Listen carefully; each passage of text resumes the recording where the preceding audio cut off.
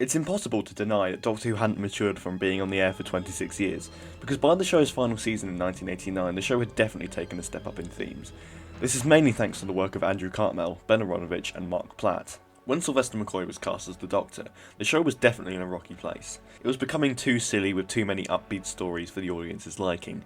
This was no surprise considering the past 2 seasons had featured green babies, robot cleaners, and monsters composed entirely of sweets. Doctor Who had already been taken off the air a few years prior due to complaints that it was too dark even then, so rather than filling the stories with death and destruction, script editor Andrew Cartmel decided to build up more mystery and deviousness around the characters, and who better to do that with than the Doctor? The backstory of the Doctor was rather unknown by this point, and he was hinted at to be some sort of god. Doctor Who.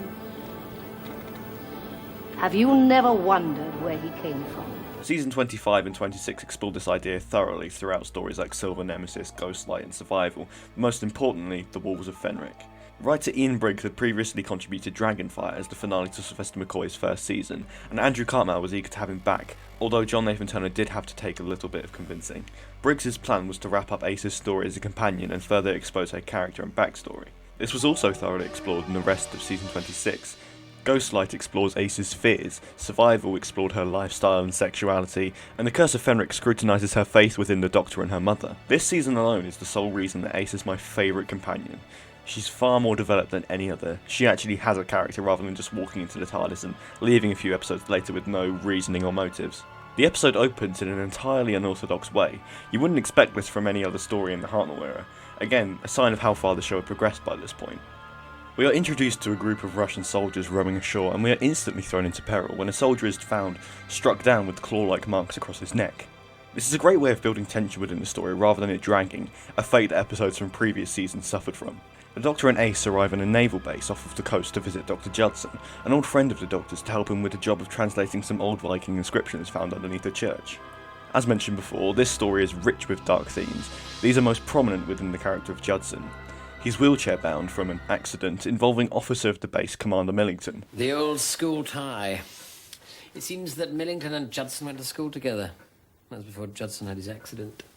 The scene was cut from the final product, but in the novelisation a past relationship between the two was hinted at, and the so-called accident that left Judson paralysed was in fact an attack from Millington out of spite, due to Judson showing an interest in another man.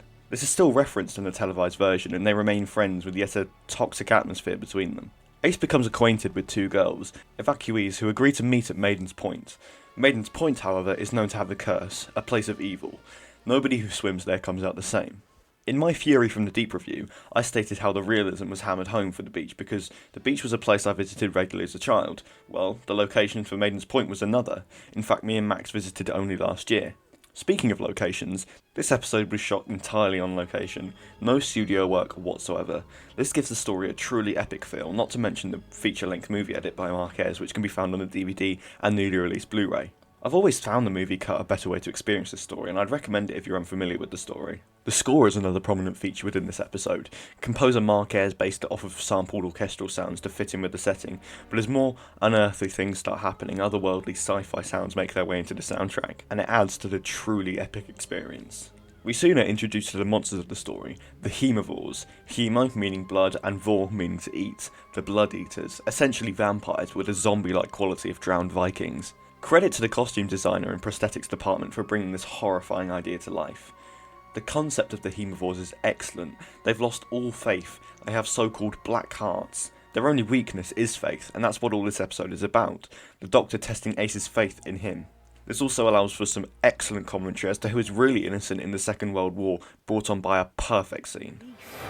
And you stopped believing when the bombs started falling. I'm not frightened of German bombs. Not German bombs. British. On German cities. British bombs killing German children. No. The direction of this episode is something to be admired. We are given a fantastic scene in which the Hemivores crawl out of the ocean and attack the church while Ace scales the tower.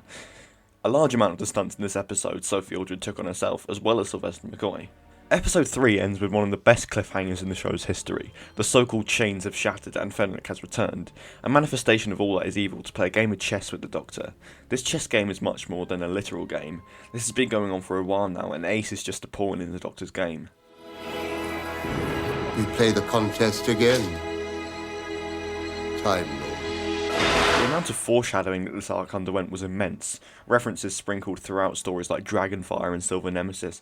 I genuinely don't think I've ever seen a Doctor Who story arc better than this. These final scenes display the flexibility of Sophie Aldred and Sylvester McCoy's acting ability, and proves why they really are the perfect Doctor and companion pairing. The scene in which the Doctor reveals Ace's history and how he was only using her the entire time to defeat Fenric is stunning. I knew she carried the evil inside her. I think I'd have chosen a social misfit if I hadn't known.